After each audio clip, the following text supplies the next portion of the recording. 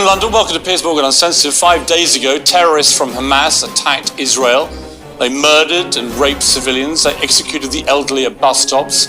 They took babies and Holocaust survivors as hostages, and they massacred young people at a festival. They may, it emerged last night, have even beheaded babies in one village. More than 1,200 Israelis are now believed to have died, and this brutal attack has dragged Israel into war. Israel had every right to respond with force, as it's done. The death toll in Gaza is now more than 1,000, and many more will die. Many of those will be completely innocent people, like those who died in the Hamas attacks. Like almost everyone, I've been shocked and sickened by the stories and videos emerging from the attack. I've also been stunned by the moral cowardice of those who celebrated terror as resistance and brutality as politics. I've called out the people who've conflated a terror attack with a geopolitical debate, and I've spoken to fair-minded people on both sides of that debate. I've done all this as a journalist and a human being, but with no personal skin in the game. My guest tonight, on the other hand, is one of the most prominent and influential Jewish commentators on the planet. Ben Shapiro has been visibly moved and enraged by the tragedies unfolding in Israel, and the world has paid attention to his analysis. Tonight I'm giving the show to him as we tackle all the big questions that have come out of this. What is a proportionate response to terrorism? Should the United States be more involved? How do we move forward if everyone involved sees the other side as an oppressor or a savage? And my Daily Wire's Ben Shapiro joins me now. Ben, great to have you on the program. I wish it was under different circumstances. I want to ask you, first of all, where were you when you first heard about these attacks? So I'd been in Israel for several weeks, and we had just gotten home to the United States on Friday morning. Friday night, obviously, is Sabbath for Orthodox Jews. And it also happened to be one of the biggest celebratory days of the year. Shmini Atzeret Simchat Torah was a 2-day, what we call Yom Tov, which means no electricity. Really, you can't use your phone, you can't use your computer. My security team showed up at synagogue on Saturday morning and started informing me of what had happened, and then news was kind of bleeding throughout the day. There were various sources, maids who were leaving TVs on, for example, or my security team informing me throughout the weekend of what exactly was happening because of the serious security concerns that arise for Jews all over the planet when there's mass terror attack in Israel or anywhere else. And so we were finding out in a lagged time what exactly was happening. Obviously, we couldn't watch the videos, we couldn't see exactly what was happening until we came back online on Sunday night and were hit with the news that at that point 700 Jews have been murdered today. That number has been totaled at well over 1,200 Jews have been murdered in Israel. We started to see all of the pictures on our TVs. I obviously, because I'm in touch with a lot of people on the ground, first responders, people on the ground in Israel, I started receiving extraordinary levels of footage and video and audio and pictures of what exactly had happened in these places. And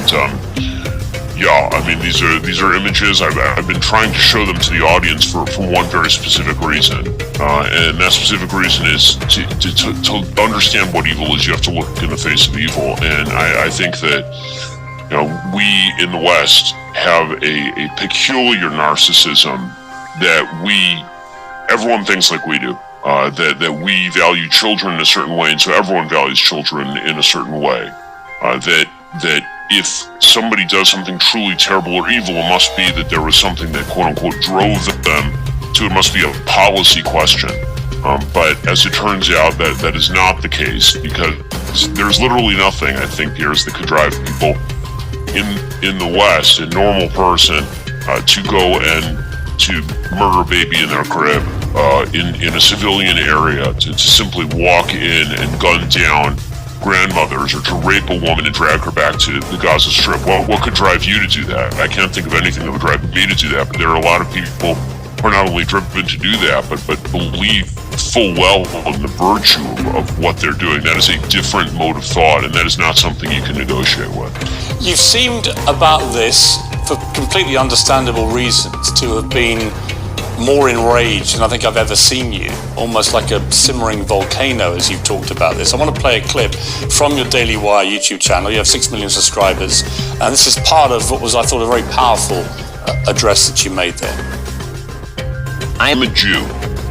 Those have been the words of the Jewish people for 3 millennia. Those were the words of the men, women, and children of Masada.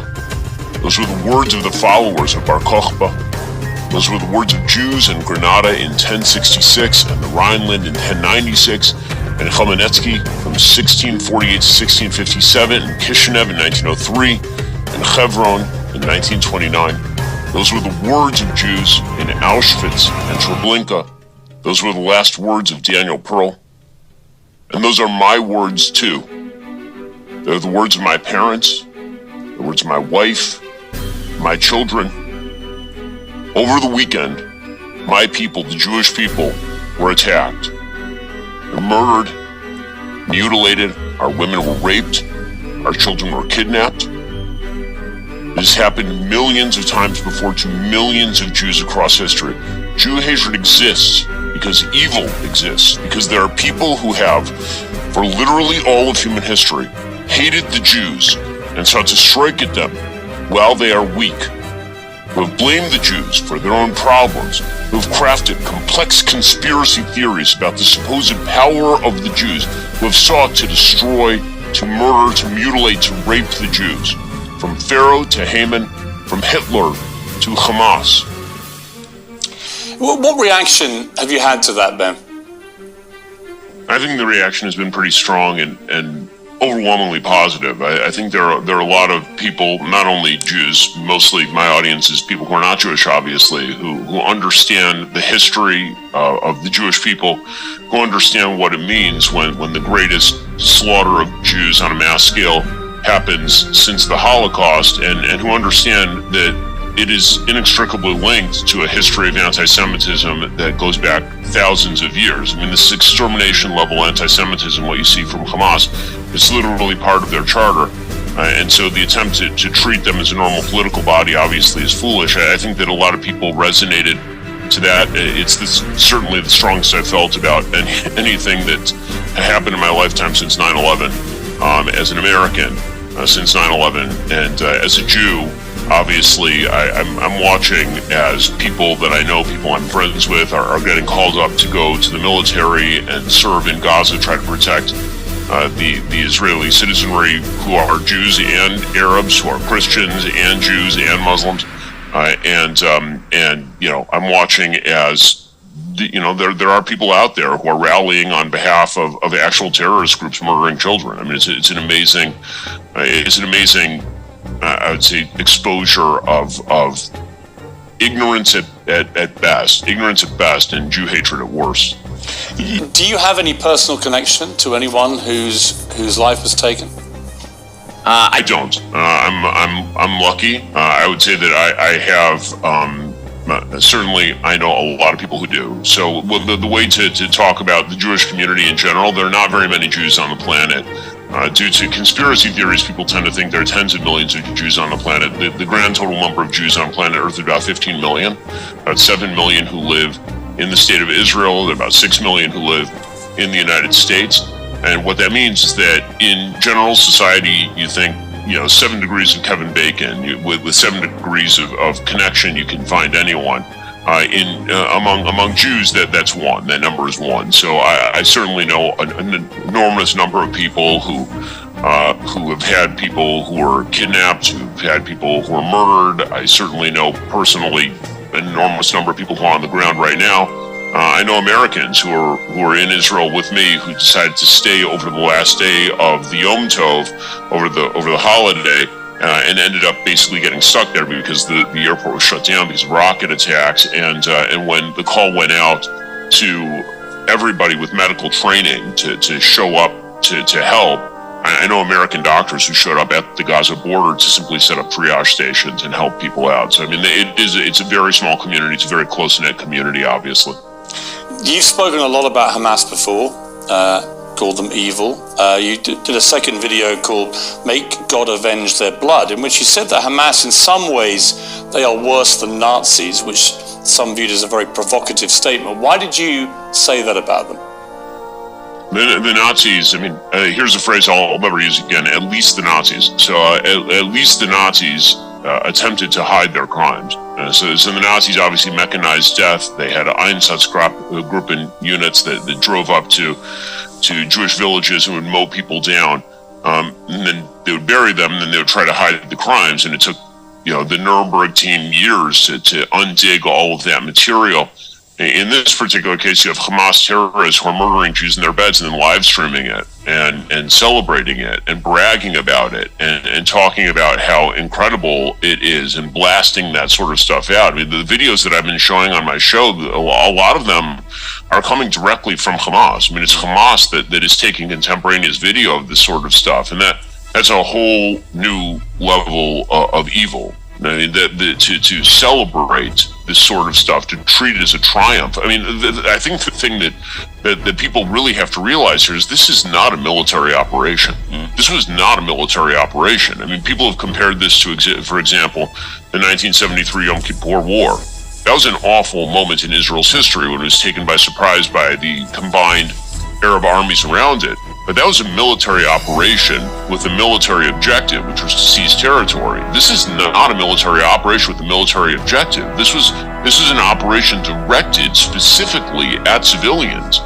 And when we see death in Gaza, which we're going to see, and the images are going to be horrifying and terrible, it is important to understand that the reason that is happening is not just because Hamas crossed the border and murdered a bunch of civilians in their beds, but also because Hamas literally hides its weaponry behind civilians. Israel is currently, right now, sending out messages to Gazan civilians, telling them to get out of particular areas, and Hamas is sending out full-scale messages telling people to ignore those messages and to stay where they are.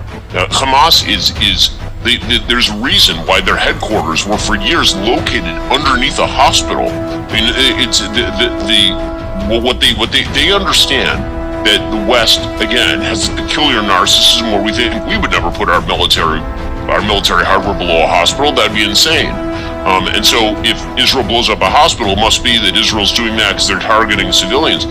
Hamas knows that. That's why they're doing it. That's why they're doing it. They literally hide their rocket launchers behind apartment buildings in the hope that Israel will strike back and have to kill civilians in the process. Israel cares significantly more about civilian casualties in Gaza than Hamas ever has. There have been so many horrendous images and videos. The poor girl from the music festival taken away on the motorbike was just bone-chilling to watch. I saw something on CNN yesterday with Jake Tapper where he's interviewing the relative of his grandmother, who was murdered, and Hamas posted the video of her being murdered onto her Facebook page so her family would watch it. I mean, when you hear that, it's sort of unconscionable. It's kind of beyond depravity. This is inhumanity. I mean, Piers, you're in the business of words and I'm in the business of words, and I've found myself repeatedly over the last few days unable to find words to describe the kind of thing that we're seeing. And again, we stretch, I think, in the West, and I stretch as an American. I think we all stretch to try and find, what would drive somebody to do something like this. And the answer sometimes is that they're I don't know how to say this otherwise. They are not like you. Hamas is not like you. They don't think like you. They don't have the same priorities as you. They don't have the same values as you. And that means that any attempt to buy them off is bound to fail. And this is inextricably intertwined with the history. I mean, the fact is, Israel turned over the Gaza Strip in 2005. There were no Jews living in the Gaza Strip since 2005. The areas that were attacked in this particular terrorist attack are not areas that are in the so-called settlements, the Shtachim, in Judea, Samaria, what's called the West Bank. That's not the area that was attacked. The area that was attacked has been sovereign Israeli territory since 1947-48. And that territory was attacked from across a border that is entirely controlled by Hamas, which has utilized pretty much every dollar that has flooded into that region over the course of 20 years from America, from Europe, taxpayer dollars that have been used to build up these terror capabilities. And every time there are cement shipments into the area ruled by Hamas. Hamas has used it to build terror tunnels, pipes that have been sent into the area ruled by Hamas that were meant to build sewage systems have been repurposed and used for rocket tubes. I mean, it's utterly insane. And to try and come up with some sort of territorial solution, this is really just a territorial dispute. It is not a territorial dispute. It is a genocidal group that makes clear its own intentions. I don't know how many times people have to tell you who they are before we believe them.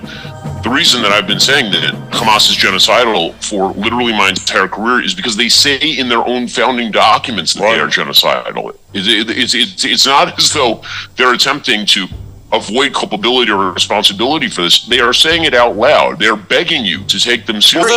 Well, they're also terrorists. I mean, let's just be crystal clear. This is an act of terrorism that we saw at the weekend, the worst since 9/11, one of the worst terror attacks in modern history. And yet you have mainstream media, the BBC in Britain, refusing to describe Hamas as terrorists. They call them militants. Even John Simpson, one of their senior foreign correspondents and editors, said it's not a journalist's role to call groups like Hamas terrorists. He says calling someone a terrorist means you're taking sides and ceasing to treat the situation with due impartiality.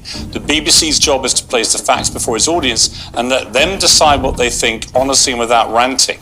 That's why in Britain and throughout the world, nearly 500 million watch, listen to and read us. There's always someone who'd like us to rant. Sorry, it's not what we do, but I don't think it's about ranting to describe acts of terror as being committed by terrorists. And the New York Times apparently today actually changed the wording of a story they put online and changed the word Hamas terrorists to Hamas gunmen, as if they're almost terrified, literally, I mean, how ironic, of using the word terrorist. But what is it about mainstream media, two huge examples of it, New York Times and the BBC, that they won't just call this what it is?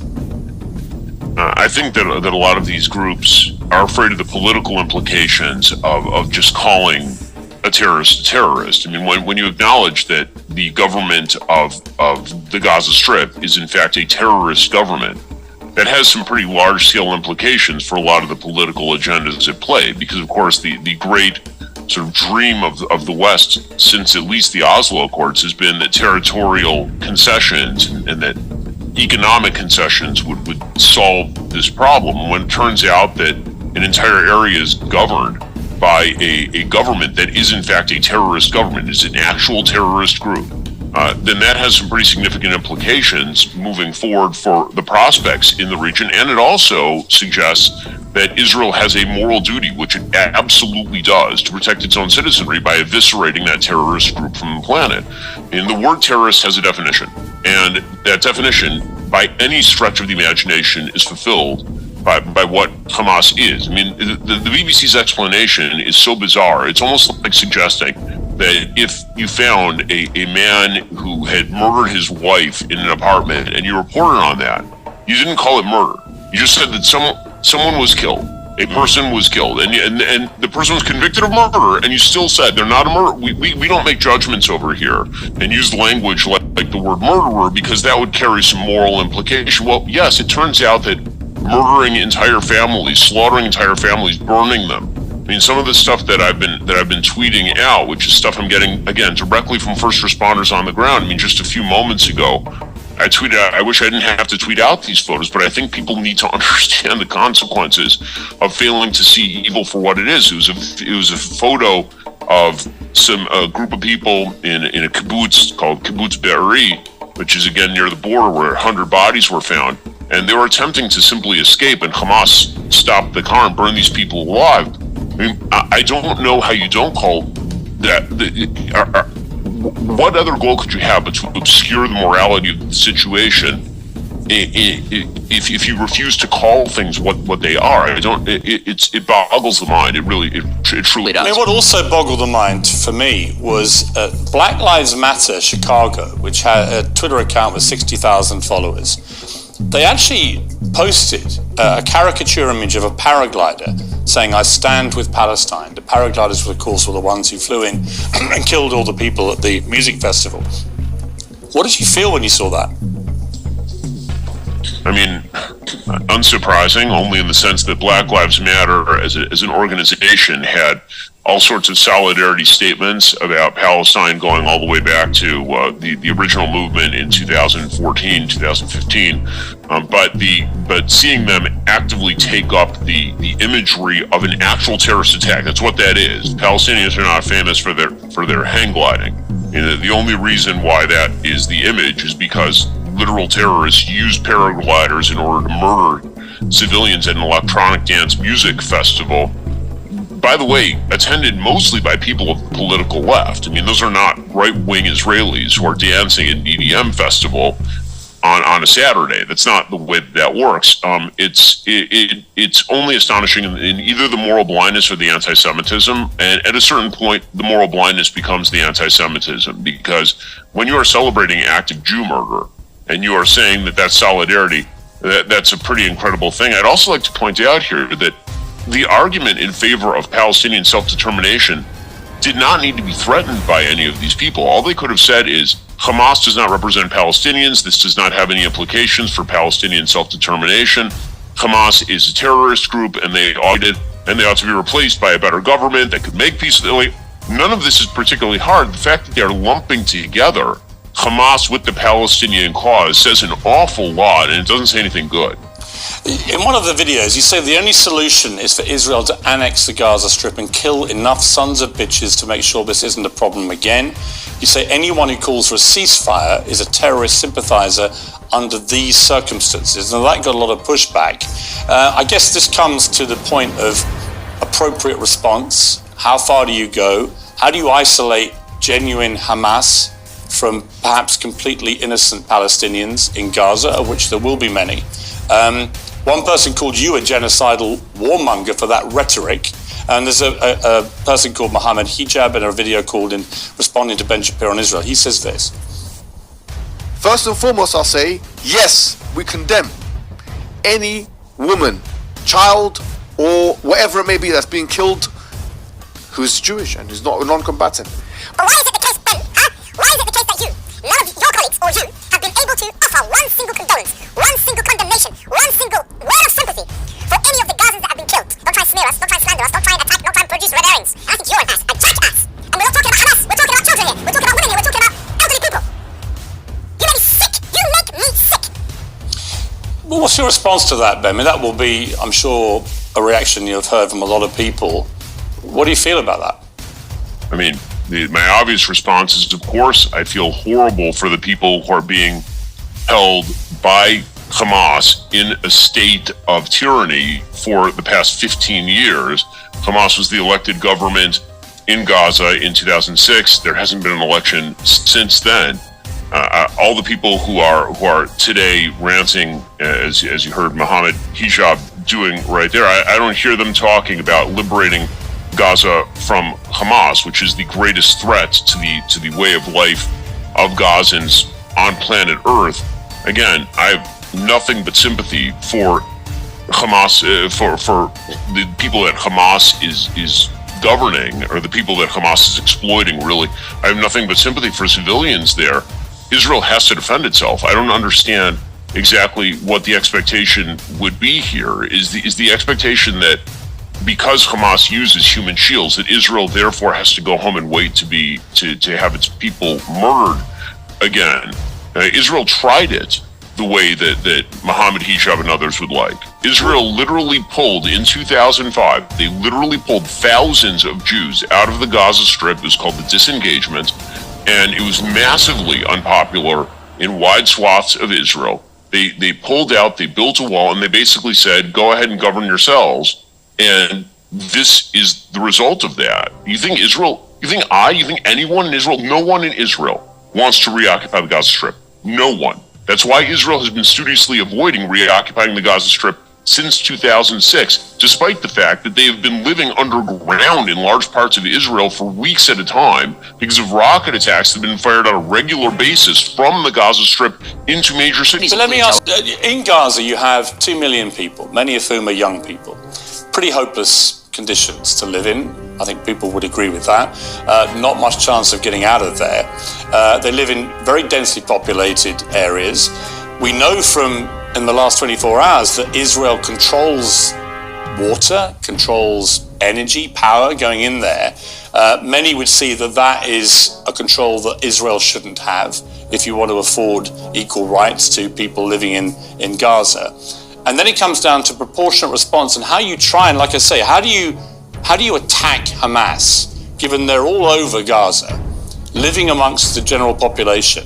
How do you attack and isolate genuine members of Hamas, genuine terrorists, from the civilian population? And given that is almost impossible, clearly, what is a proportionate response to what's happened here?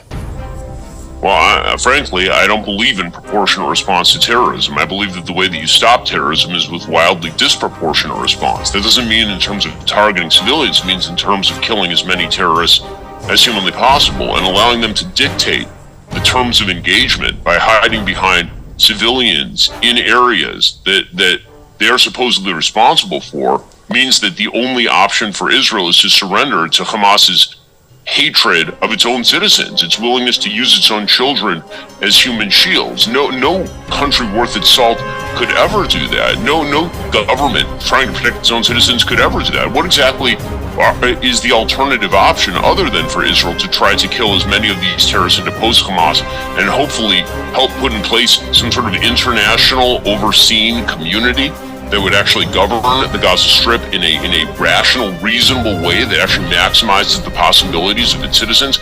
Israel, over the course of the last year, allowed some 15,000 work permits to Gazans. Many of those work permits we're now finding out were used by terrorists in order to cross the border.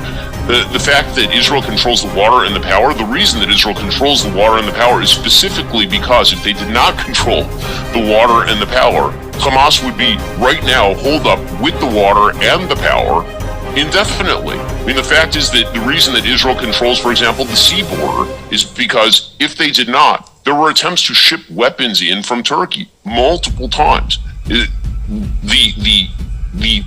impossible situation in which Israel finds itself with regard to the Gaza Strip is mirrored only by the impossible situation in which Gazan civilians find themselves. And all of that, every single iota of that, is the result of Hamas, which means unless there is a change in status, in which Hamas is removed from power, in which someone else is put in charge, this is going to continue. I agree with you, but I would also say that I think that it would also benefit any chance of a peace settlement that if Netanyahu wasn't in charge anymore. Apart from anything else, this is an unbelievable breach and failure of security and military. I think part of that can be apportioned to the extraordinary social unrest that's been enveloping Israel since his cabinet, full of a lot of right-wing headbangers, frankly, some of whom have actually called themselves fascists, have tried to take on the judiciary and the Supreme Court. I don't feel comfortable about that. What do you feel about that? And do you feel that Netanyahu is the right person? Does it need a completely clean leadership now, both in Palestine and Israel, to try and get somewhere approaching peace? The democratically elected government of Israel has not had a change in policy, despite the fact that until very recently, Netanyahu was not the prime minister of Israel. It was a joint government run by Naftali Bennett, as well as by Yair Lapid, who's a member of the hard left who dramatically opposes Benjamin Netanyahu today. They formed a unity government between Benny Gantz, who's a member of the center-left, and Benjamin Netanyahu, who's a member of the center-right Likud party in Israel. This is not, when it comes to foreign policy, the reality is that since the rejection of any peace deal by Mahmoud Abbas in 2009, when Ehud Olmert was the prime minister of Israel, there's been very little disagreement between any of the parties with regard to foreign policy because they do not have a peace partner. The Oslo process was killed by the Palestinians, and it was killed by the Palestinians when they rejected multiple peace offerings by Ehud Barak, by Ariel Sharon, by Ehud Olmert, over and over and over again, by Yitzhak Rabin, by Shimon Peres. Benjamin Netanyahu himself, in the Wye River Accords of 1998, handed over significant portions of the West Bank to the Palestinians. So you can say that Netanyahu's a problem. That's fine. Whether you feel he is a problem, that actually all the division that's been caused by his attempt to usurp the power of the Supreme Court, as many people see it, all that division in Israel has actually diminished his authority, and that it's come at a time when you really need somebody with real authority.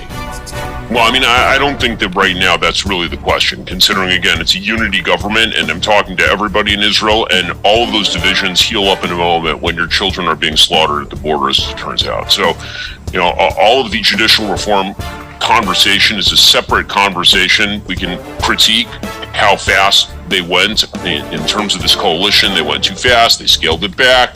There were serious divisions in Israeli society about what kind of power the judiciary ought to have. There are many people on both sides, actually, who believe the judiciary had too much power. There are a lot of people on both sides who believe the government went too fast on that. Internal political divisions have become completely irrelevant here. If Netanyahu were replaced tomorrow by Benny Gantz, which is what a lot of Israelis would hope for, if that were to happen literally tomorrow, nothing would change.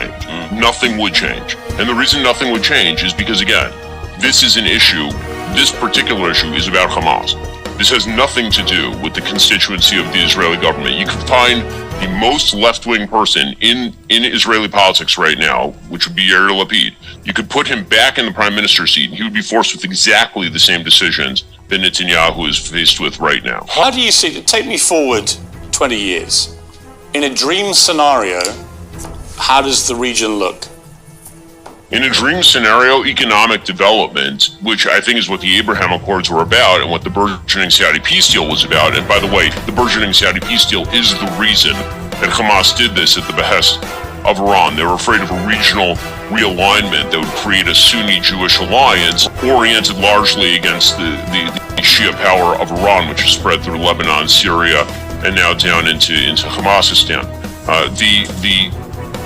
The economic development is the only way to move forward for the region. That was the premise of the Abraham Accords. Again, it was the premise of the nascent Saudi peace deal. To do that with the Palestinian Authority, they would love to do that with anyone governing the Palestinians, to provide better economic conditions. I mean, one of the great ironies of all this is that 20% of Israel's population is Arab. The Arabs in Israel earn a far better income. They have far better GDP per capita than Arabs who are living under the Palestinian Authority or under the Gaza or under Hamas. And when you take polls of Israeli Arabs, many of whom are not particularly fond of the state of Israel, almost zero of them wish to actually relocate to any of these areas, because economic development is economic development. The way out of this is that, but in order for that to happen, the people on the other side of the table have to actually agree that economic development is a worthwhile thing, is an end goal. And this goes back to the original point that I was making, is that we in the West, we believe that economic development worthwhile, that what we are all seeking is the same sort of peaceful, decent life where we leave each other alone and get to live our lives. I think that we all agree on that. But there's a group of people who absolutely do not agree with that, and they don't care about the level of economic development. They would rather live. I mean, Hamas would rather that its own citizens live in poverty and penury and orient themselves against the extermination of the Jews than that economic development even be allowed to take place. I promise you, everyone in the Israeli government, right to left, would love nothing better than economic development of the people surrounding them, so they don't have to send their sons and daughters to go fight and die in Gaza.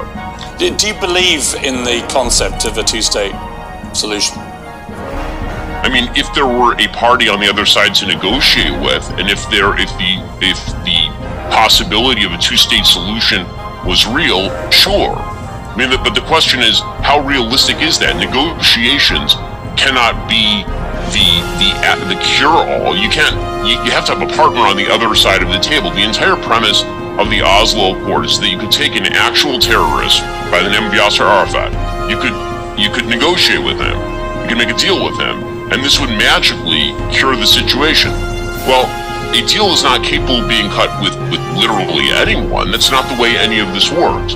So in order for there to be any sort of long-term peace, including a Palestinian state, there would have to be a complete difference in leadership in these areas, and that would actually require Palestinian moderates to take the floor. The Palestinian Authority is not a moderate group. Islamic Jihad is a terrorist group. Hamas is a terrorist group. And until that changes, nothing's going to change. And by the way, there is the possibility of that change.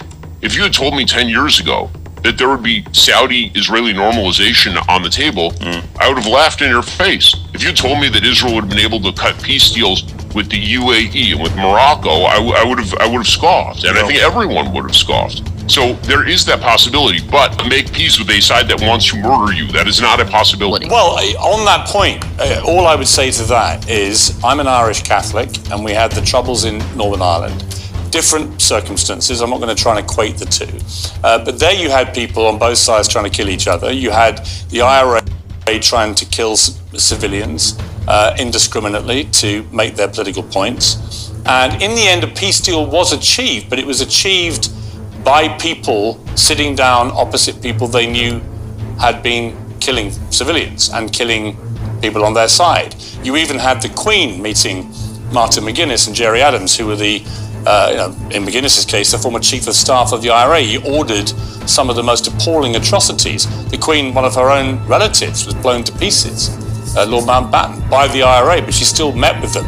I was actually at number 10 Downing Street when Tony Blair met McGuinness and Adams on the steps for the first time in 70 years as the members of Sinn Féin, and shook their hands. I was next in to see him in his office, and it was an extraordinary moment to watch. And it was a moment many people thought would never happen.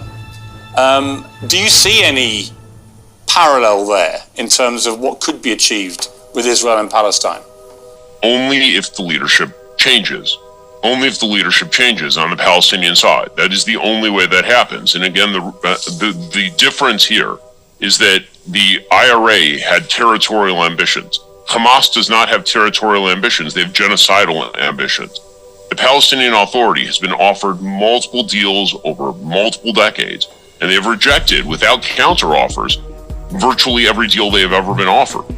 Islamic Jihad is a terrorist group. Again, if the IRA was dedicated to the complete slaughter and eradication of every non-Irish Britisher in the UK, that would be the equivalent of Hamas. And that would not be a negotiating position because, again, could there be successful negotiations?